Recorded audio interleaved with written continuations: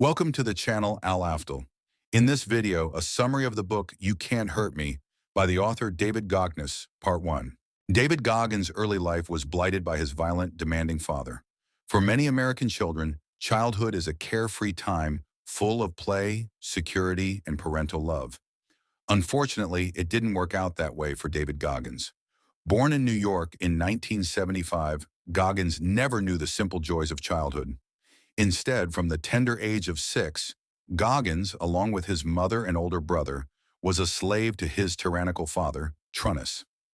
A self-made businessman, Trunnis owned a roller disco rink, and his workforce was none other than his young family. Almost every night of the week, Goggins' father took his wife and kids out to his skating rink, where he made them work tirelessly until midnight.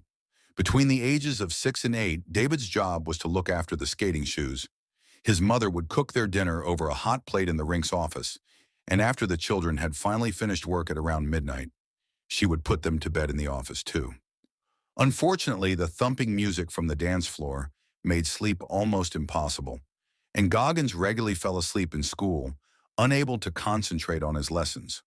While this grueling routine of school and late-night work would have been intolerable for any young child, the sickening brutality of Goggins' father made life all but unbearable. David often witnessed his father beating his mother with a belt when she dared to disobey him. Once, when David contracted a bad ear infection, she dared to take him to the hospital. Trunnis hated spending money on his family, even when his children's health was at risk. When his mother returned from the hospital, Trunnis beat her senseless. Whenever David tried to intervene to protect his mother, he was belted too. He often had to hide the bruises and angry red welts his father's belt had given him. Thankfully, when David was 8 years old, he and his mother escaped from their tormentor. His mother sweet-talked his father into letting her get a credit card in her name, and with the help of a sympathetic neighbor, she planned her escape. After hurriedly leaving Trunnis's house, David and his mother drove to the small town of Brazil, Indiana, where they started a new life free from Trunnis. But their newfound freedom was bittersweet. Why? Because David's older brother decided to stay with their father, despite his cruelty, meaning that David saw him little after they left. Unfortunately, David's life in Indiana wouldn't be free from hardship either. What's in it for me? Meet the world's most determined man. So many of us struggle with even the most basic fitness regimen. Somehow we always find an excuse not to head to the gym after work or to skip that weekend run. But what would it be like to live your life with no excuses for not giving 100%? Well, in these blinks, you'll find out, because that's exactly how the author David Goggins lives. We'll go on a journey and discover this incredible man's extraordinary life story.